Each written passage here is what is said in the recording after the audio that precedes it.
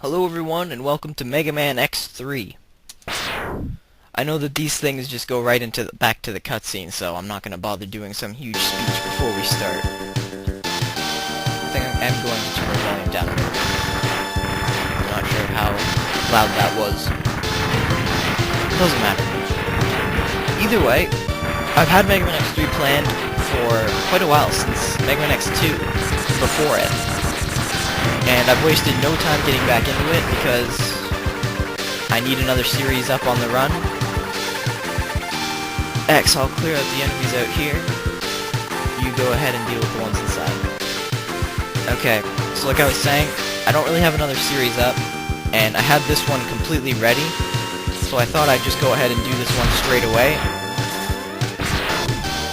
And there's some other things I want to get into too. I'd like to get into the other 3 games, 4, 5, and 6, very shortly, so I'm hoping to have 4 out by September, and this will probably be out, I'm not sure on the date yet, so I'm not quite positive on when this will be released. I guess you guys obviously know, because it's the day you're watching it. And like usual, we're just going to do it every other day, right? Don't hold B. Mac, where have you been? Asshole. You're far too trusting, X. I'm now a member of Doppler's army. You make a fine addition to our forces once you have been shown the true destiny of the Reploid race. Okay then. What an asshole. Well, either way, this is my favorite part in the game. Yeah! Mega Man X3 is the first game where they allowed you to play as Zero. So, as you can see, Zero's health is much larger. His health bar is larger than X's. No. It's about the same when X has all the heart tanks. So he just starts with that, but unfortunately in this game you can't play Zero full-time. You can only play him in between bosses and mini-bosses. So it's kind of unfortunate that you can't play him too much, but still, it was the first time Zero was ever played, so it was pretty awesome. With Zero, you can charge up to, I think, 5 different tiers. He has 2 blasts and then a saber. So his first blast is just similar to X's first blast, and it makes it a thing. Then he turns purple and has a green blast. Then when he turns green, he's got 2, what would you call these? I guess the blue blast, and then he's got one of his saber attacks. So, Zero's pretty awesome. And he's still more of a ranged Maverick Hunter in this one. So, in the next... So he's, he uses his buster a little more, but in the next one, he uses his saber as his main weapon, and they've changed the whole thing. The graphics, everything is different in the next game. Okay, it's kind of quiet now. Okay, that's decent. Sound. I should have done testing, but I'm just so bad with that. I need to learn to do that. I'm gonna be doing so much testing once I get a Dazzle and I start recording with the GameCube. I haven't learned how to do that yet. I know how to get everything connected, and I think I know how I'm gonna be able to get it to work, but I'm gonna have to do quite a bit of testing before I'm gonna record any of those games.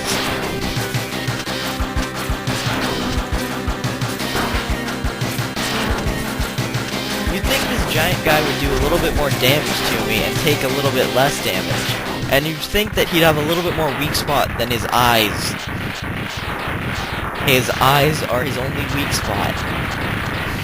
Like, look at that. When it appears, all you see is his giant boulder hands and his eyes. Like, that's kind of a weird weak spot to have. I mean, maybe a crystal in your chest or something, or your whole head? No, but just the eyes. Looks like we've swept most of the enemies out of here. I'll go back and check on headquarters. Call me if you need me. See you later, X. So call me if you need me. When I first heard that line in the game, I was like, no way. can you actually call him? And I got into the place. This is what I'm gonna do first. I don't usually, well, nowadays I usually do it first. When I first started playing this game, he was, I don't know, probably third or fourth person I would face. But I started playing it more often. I tried to find someone new to play first. So I was playing League of Legends. Fight against which person to fight against first, and he really is the easiest. So I pressed the pause button, and I was fiddling around with some buttons, and I pressed R, and right there, the best thing you can see, Zero's face. And I was pressing so many buttons, I'm like, why is his face there? And I pressed the start button, and suddenly you're able to play Zero. So that's why this was one of my favorite games of the first three, because Zero is my favorite character in the game. I'm not, obviously that ain't a secret. Although, he isn't as playable, so that's kind of unfortunate. But he's still pretty badass.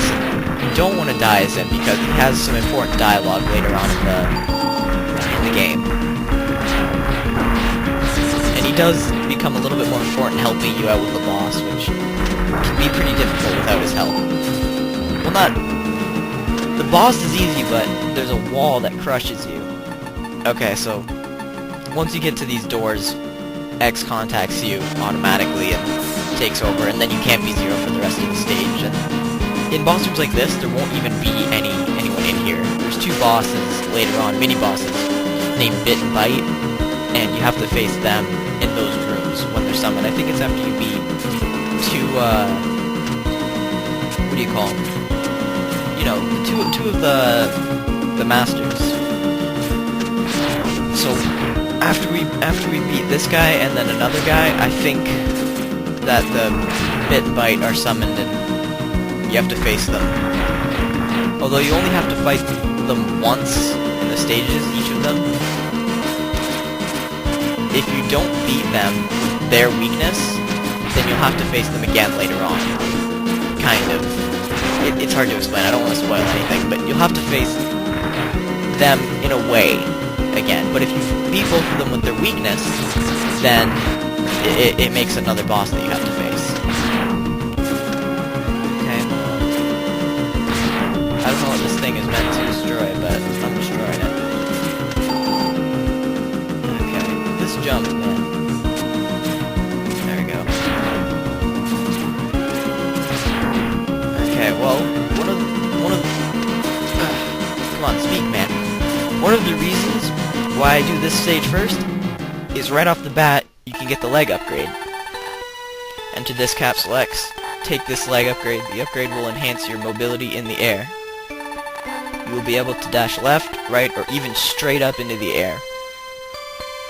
So right there, that was the innovation in this game, or the innovation with the leg upgrade. In the previous game, it allowed you to dash in the air, and the game before that, to dash. Like, just to dash.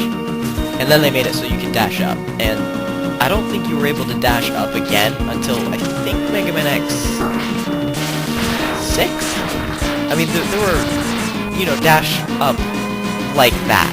There were ways to go up in the previous games, like they had different innovations. You'll see that when we play them, but to actually just dash straight up, they didn't have that in the game until the 6th one.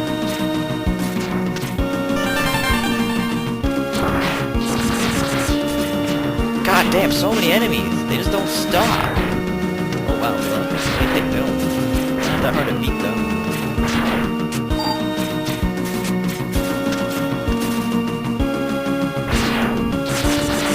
Okay, oh god damn!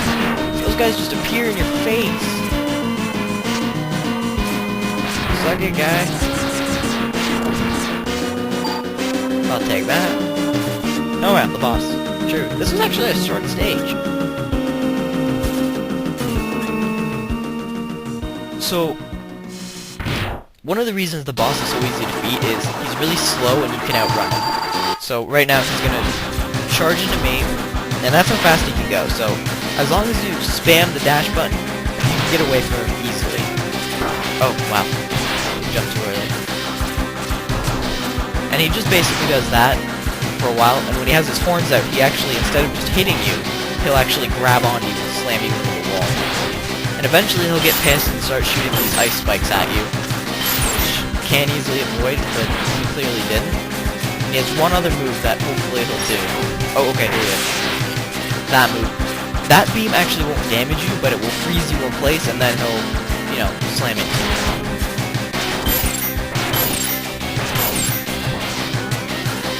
Oh, damn. That was actually a misclick. I tried to jump over him, but it decided to dash. Damn, I took more damage than I wanted to in that fight. So there's death number 1. I'm not going to do any type of death counter, because it's pointless.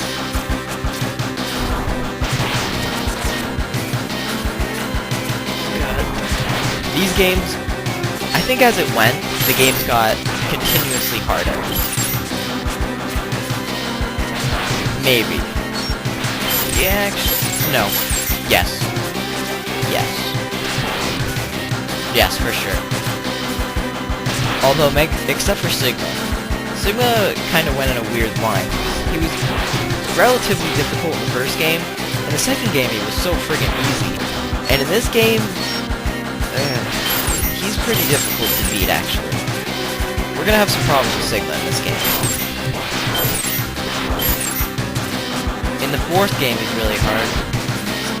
Basically, every other game is difficult. The only game that isn't that difficult to beat in, other than the second game, is maybe the sixth game.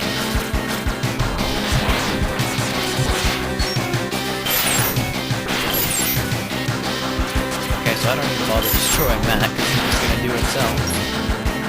Oh god, oh god, oh god.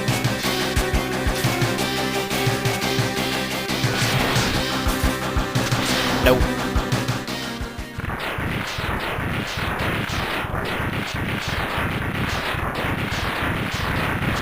Okay. First boss is done.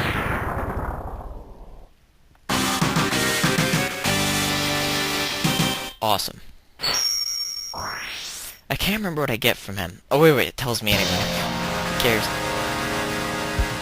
Okay, so interesting little title screen, or not title screen, but a little screen they put here. The picture of Mega Man, how he looks. I think they screwed it up a little bit, because he's much darker on that picture, and then his sprite is a light blue, so maybe it was just the fact that he was in the dark, though, I'm not quite sure. But either way, that's the end of the first episode, so I hope you enjoyed it. In the next one, we're gonna go after, crap, I can't remember. Toxic Seahorse, that's it. We're gonna go after him, and can't remember what we get. I think there's a heart tank in there, actually, so we'll try to get that. But otherwise, that is the end of the episode. So thanks for watching. If you liked the episode, press the like button. Comment on the video. You know, comment what you want. And if you like the channel and you want to see lots more, press that subscribe button, because I do plan to have a lot more. I plan to do all 6 of the games within the next year.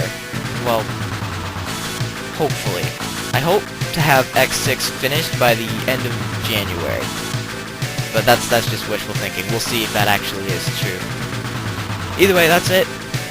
And I'll see you guys in the next episode. See you guys next time.